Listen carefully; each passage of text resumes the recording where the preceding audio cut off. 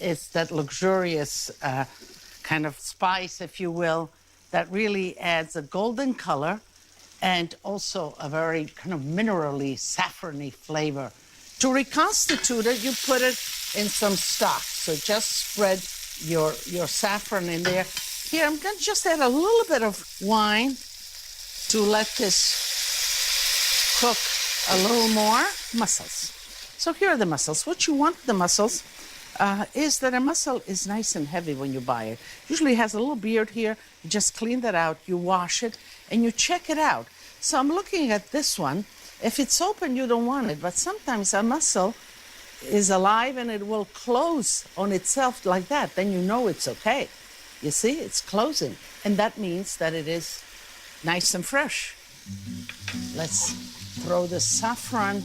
You see how golden yellow nice the stock is? And the saffron threads will melt some more in here. Let's just empty the mussels right in there.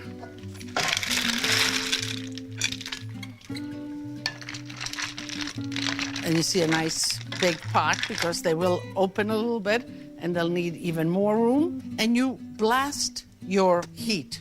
Fish needs to be cooked at high temperature. Quick, because you don't want to overcook it. Let's close it in so it will kind of build up the steam and open quicker. And here I have a question, and you know that I love when you send me questions because that keeps us in touch. I know what you're looking for, and I love to answer it. So Laura McKinnon from New York asks, do you have some classic combinations of different fish that pair well with certain herbs or spices? I'm getting bored of my usual lemon and garlic combo. Well, lemon and garlic is great for fish, but as you see here we have fennel, here we have onion, here we have saffron. There's different elements already right here in cooking fish, and you can use this combination in cooking other fish. But certainly, tomatoes, great pairing for fish. And tomatoes, sometimes you can add to it olives, green olives, black olives. Capers are a good fish element because it brings that brininess, that kind of almost almond bitterness to cooking fish. It's delicious. So be creative. If you like something, try it. And I bet you it'll work out well. Let's see where we are with, So they are beginning to open. Well, let me show you. You see, when it's open like that, that's done. You don't want to overcook it because then it begins to shrivel again. You see how nice and plump. But there's other ones that are not open, so I'm going to put the fawns right in here, okay? And I'll give it a few more minutes right in here to open, and it's going to be done. Celebrate like an Italian. Don't forget the breadsticks. Italians love their breadsticks, and putting them on your table makes your table more festive and, of course, more Italian. Breadsticks in Italian are called grissini and are welcomed on any table. Grissini fit every course of the meal. I like them just like this, with a nice slice of prosciutto wrapped around it. Makes a great appetizer. You can break them, you can crack them, or you can just scoop up the sauce with them. Present your grissini in many different ways because they come in different shapes, like this long grissini with peperoncino. These are granetti, completely different shape of grissini. This is the grissini with maize, with corn. These are sfoglie di polenta, little corn chips. And this homemade grissini with oil and rosemary. So, different flavors, different shapes. Have fun with them. Okay, all right. And I'm gonna let the sauce continue to cook while I fish the mussels out.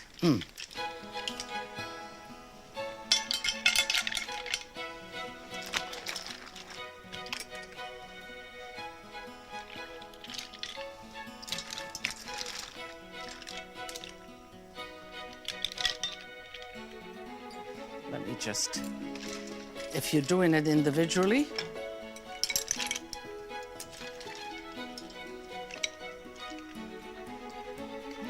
Let's do the juice and the stock.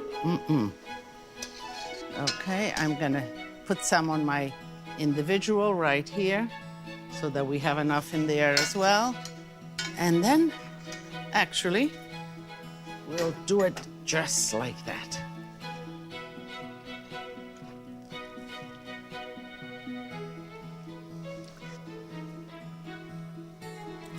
You can put the bread just alongside like that. And, of course, just like that. And, mamma mia, quick fish dish. But this is the way, and this is the individual. So, where do I go? Well, maybe this one, it'll be less noticeable of me. And you know what I usually do? I break this part off, and I go in, and I get some of the juice right in the shell itself, and I just slurp it down. And you know, you can just keep on going. These are so light and so good. So, don't tell me you don't like to cook mussels, because your guests will love to eat them.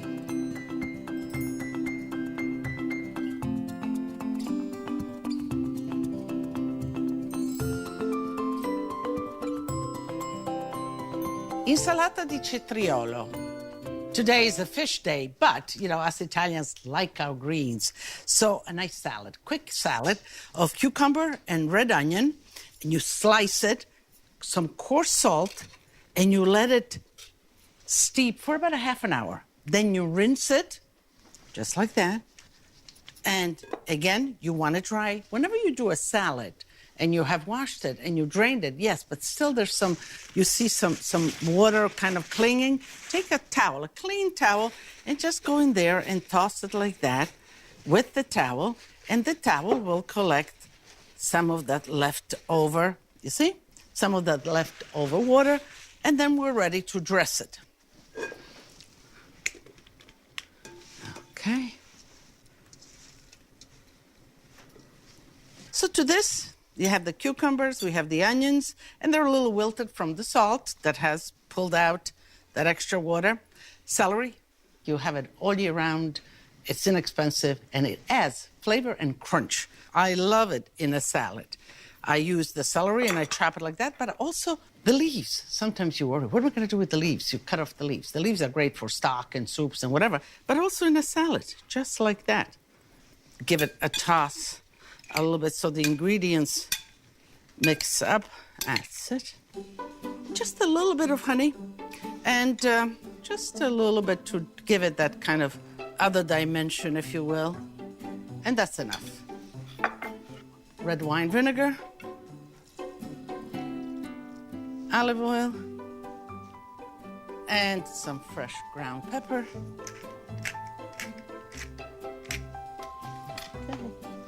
And a nice tossing. Now, this salad could be made in advance. Now, I'm not saying a day in advance, but certainly an hour or two. It is great also for buffets because it really retains its shape, its color, and its crunch. Okay. You can present it just like this.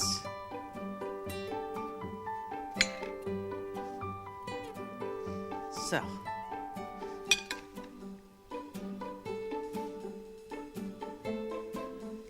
Now, how do you like that? That looks really delicious. Let me just make a little dish of my own right here. If you're going to do it individually, then I would just pile it up like that. It's beautiful. And we have some left over. This is good. It's good even the day after, but it does wilt a little bit. Okay, that one is for the table. But you know what? I'll actually go right in here. So, celery, a cucumber, and an onion. I have all three of them.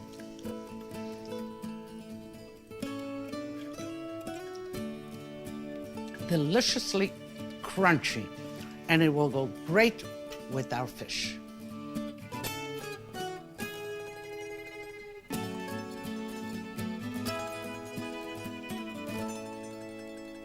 If filetto di spigola in forno al limone. Today is a special day in my kitchen. I have my grandson Lorenzo with me. Vieni, Lorenzo, ciao. Come stai? Bene, bene. You know, Lorenzo and Julia and the rest, they come to the house and we cook often together. But today, I figured that we'd do it for you. And Lorenzo loves his fish. So we'll do some absolutely. fish. Today we're going to do striped bass. So why don't you put in the breadcrumbs, grated cheese, yes, parsley, yes, and paprika. Now, at home, I only have, on my limited spice rack, I only have like Hungarian paprika. Are there different kinds, or is it like... Paprika is different. What it is peppers that are dried and then milled. And sometimes they can be sweet, sometimes they can be slightly smoked. But yes, you're okay if you have Hungarian paprika.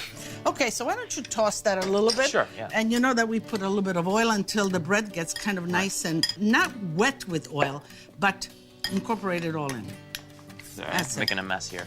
No, you're doing just fine. You're doing just fine. Yeah, let's just, you see, kind of you go all around. And this is the bread that we're going to dunk the pieces of fish ultimately. So let's prepare and put it right here. And this way we are ready to kind of dunk the fish when we cut it. Okay, so that looks good. And let's address the fish. Nice piece of fish, huh? Wow. Do you know what this fish is? Striped bass, right? It is. It's striped bass, and it's running great because the most important thing about fish is freshness. Right. Actually, that's one of the questions someone sent on social media. So, you know who teaches me about my media, Instagram, and all of that? My grandkids. Wow. So why don't you handle the media today? Sure. So who asked the question is number one? Valerie Di Tommaso from Illinois asks, if the fish head is not still attached, how else can you tell freshness? If you're like in the supermarket. Okay. First of all, your nose is a great lead. So you're smelling this. There's a freshness of the sea, of brininess. Then the next thing, the flesh is firm. If your finger goes in and you see I'm pressing, go ahead, press it. See? Right. Oh, yeah. It's nice and firm. That's a sure sign of freshness. So let's cut, this is the belly. Let's cut the belly off. And the portions, what do you say? Portions like that, like 3, 4 fingers? Yeah, that's good. 4 fingers like that? Okay, so let's cut. 1, 2. You want to cut? Sure, I'll do it. Okay, go for it. Now you see that I have it a little bit on the slant. Okay. Are your fingers bigger than mine? Seems like it. All right. Seems like it a little bit. Here, I'll do 3. But you know, it's important that the size of the fish, the pieces that you cook, is uniform, so this way it cooks at the same time. So, okay, why don't you take the fish and put it here in the corner? Yeah, go ahead, all the pieces. Okay. Okay, and we'll put this on the side. Now you can get the baking dish that we will put it in. Sure. Put the baking dish right here. There you go. And what would you do to the baking dish? Well, oil it first. Right. Okay, good. All right, go ahead, get in all the corners. Brush. What do you do at home with? Well, usually I just like roll it around, you know, like. Just roll the thing? Yeah. Yeah, but if you do that, then you need more oil. Fair, yeah. Okay, go up the sides a little bit. That's a good job. I think the fish needs a little salt. Yeah, I think so. Okay, so let's just salt it a little bit. Turn it around. Yeah. Just like that. I would put the fish, also a little bit of oil in the fish and turn it in. So that this way, when we put it in here, do you think? Or do you think it'll absorb it like that? Do you like it just like that? I don't know, you're the expert here. I'm not. Well, you know, let's try it. That's nice. That's and then good, yeah. and then we can drizzle some oil on top. So let's press it. Let's get a lot of. Go ahead. Both hands. That's it. Good? Yeah. Good job. Okay. It smells great. There you go. The paprika's coming out, huh? Uh-huh.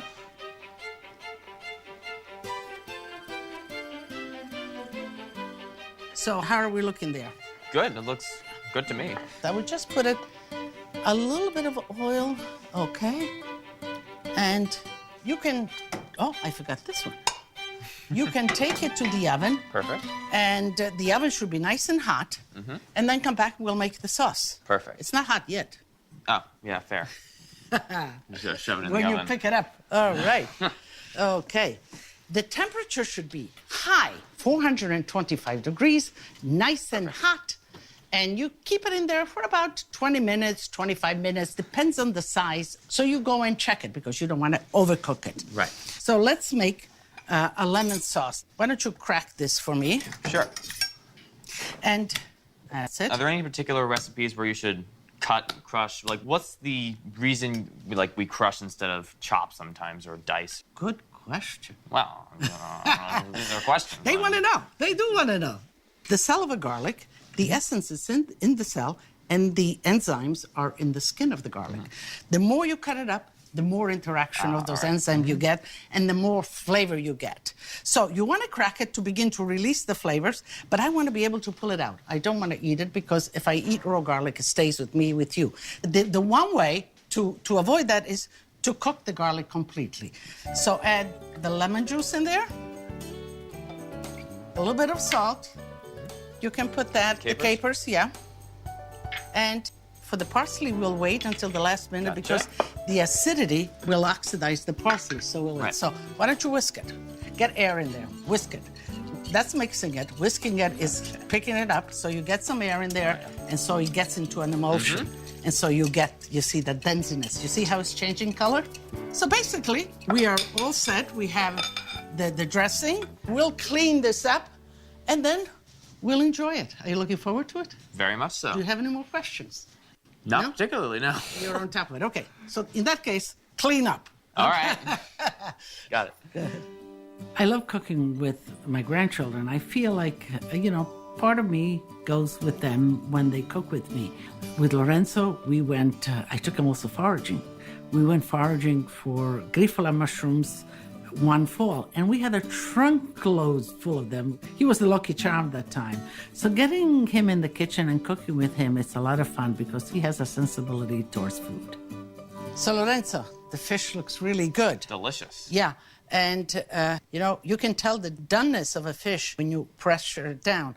The harder it is, the more it is done. So you want a little bit of mobility in the fish. So let's finish this. Put the parsley, maybe what? Go ahead, whisk it nice. Maybe half of it and half we'll save. Yeah, I think that's good. And That's we'll put good? the rest on the fish right away.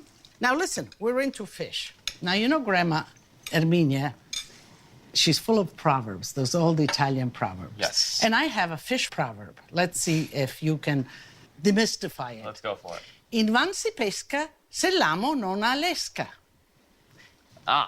You shouldn't fish, or you shouldn't do anything, rather, if you have, nothing to show for it, something like that. Okay, but in van si pesca, useless to fish if you don't have... If the hook doesn't have any bait. Right. So if you have nothing substantial to work on, forget it. Okay, so don't go fishing without bait. Well, yeah. Come on, give me your artistic eye. Should we put it like this? Should we go this way? Here's fine. I mean... Okay, that's one. How many dishes have you plated versus me? Oh, many, many, many. You want one? Oh, yeah, absolutely. Yeah, Put it right let's here. taste one. Okay.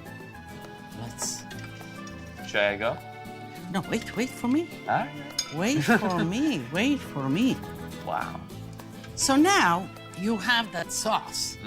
I wouldn't want the sauce on this nice and crunchiness because it wets it. I would just put it a little bit around. So why don't you do just that? Okay.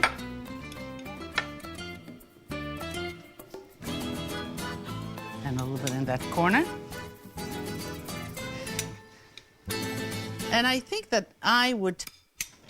Okay, I have a little problem here, and the little problem is the parsley is kind of hanging all over the place.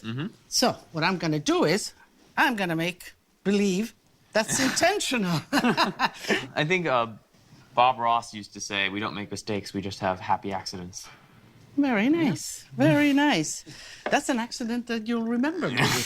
And just this in the middle like that. Do you like that? Beautiful. Okay. Yeah. So now dress yours Sure. the way you think you'd like it.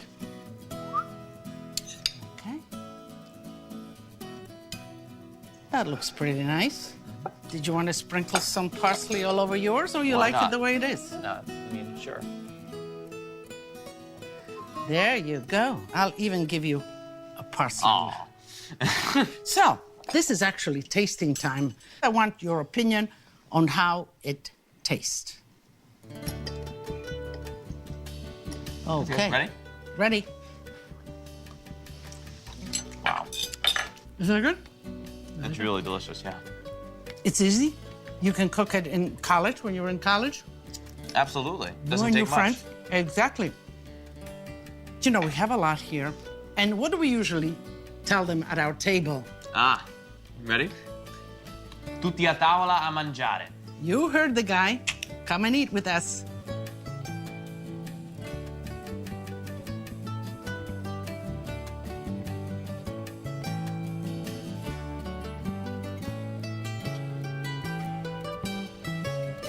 Lydia's Celebrate Like an Italian features recipes from this series and is available for $35 for the hardcover.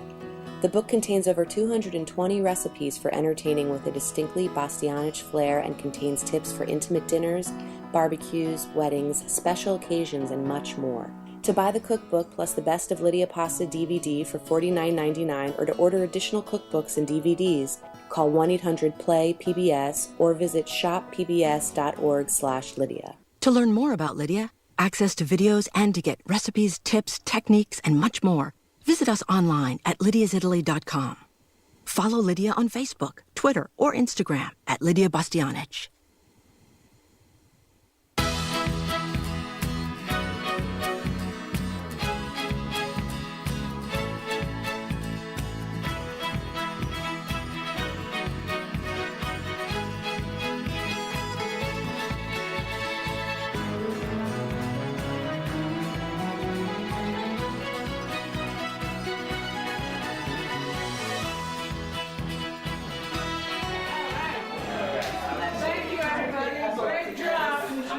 At Cento Fine Foods, we're dedicated to preserving the culinary heritage of authentic Italian foods by offering over 100 specialty Italian products for the American kitchen. Cento, trust your family with our family. Calabria. Spicy peppers. Local produce. Fresh seafood. Artisanal cheeses and salumi. Citrus fruits. Calabria. Grana Padano, made with passion for almost 1,000 years, helps bring authentic flavor to meals. Grana Padano, Italian excellence. Loac